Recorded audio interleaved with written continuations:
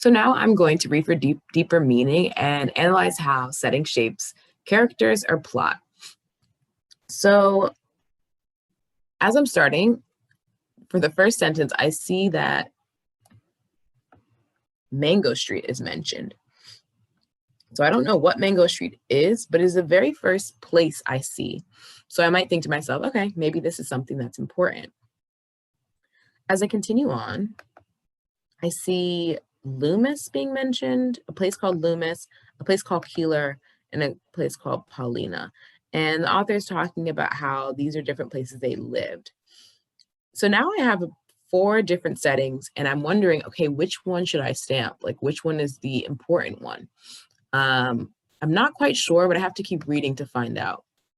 I do know that these are places the family used to live, but the questions I have to myself right now are these places relevant to the character right now in their present day? And could these places come up again later? So those are a few questions I have. As I keep reading on, I see the mention of Mango Street again and talking about who the characters are and knowing that by the time the character got to Mango Street, her whole family was there. I see Mango Street mentioned now a 3rd time. So now I see this setting repeated 3 times. I'm going to go ahead and make an inference that Mango Street is an important place to the story. So looking at step 1, I've identified my first place that is important, and that is Mango Street. So when I continue on, I see that our character is talking about not having, it says the house on Mango Street is ours and we don't have to pay rent to anybody, share the yard with people, be careful not to make too much noise, or have to deal with a landlord banging on a ceiling with a broom. So a few things are happening here that I can make an inference about. First, I see that she says we don't have to, right? She talks about the house on Mango Street, which is where she's at now, and they don't have to do something anymore. So I'm thinking whatever's coming after is what they used to have to do. And the text, the line, we don't have to, gives me that clue.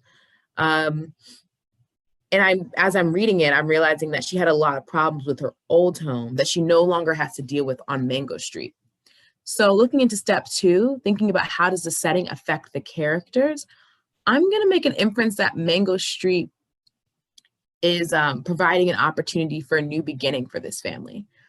I may even make a prediction that's saying that their new house could be a place of peace and less stress.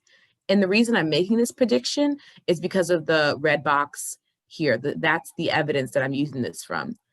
They don't have to deal with all of these different things like paying rent to anyone, sharing yards, not making too much noise, and they don't have to deal with that anymore. So I think that Mango Street seems like a better option.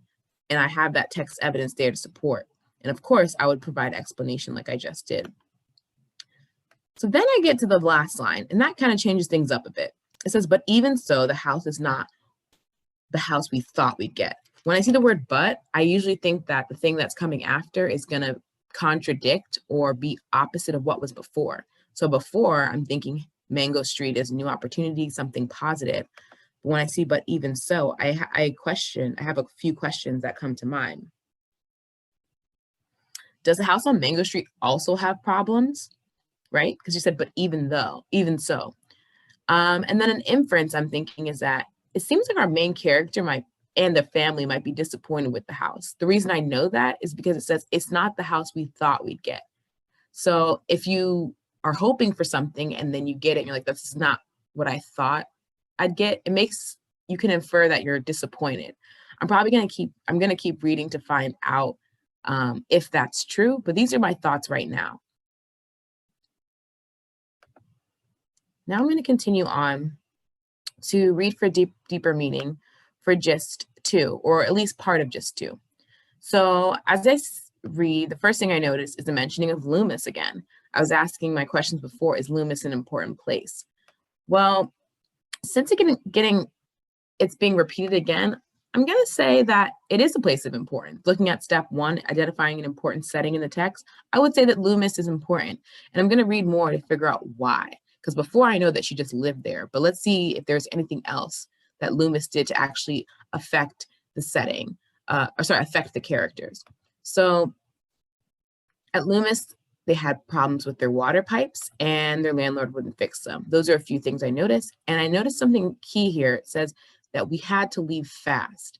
So at Loomis, they dealt with water pipes and they had to leave fast. So when I think about step 2, how does the setting, Loomis, affect the characters? I realized that Loomis was the reason the family had to move to the house on Mango Street. And so it actually affects the characters' action. It makes the characters go from one house to a new house. And the reason I also know that is because it explicitly says it in the text. That's why it says, that's why Mama and Papa looked for a new house. And that's why we moved into the house on Mango Street. I have text evidence to support my thoughts. And so that's just me annotating how setting affects character. And I want to give you guys a chance to try this on your own.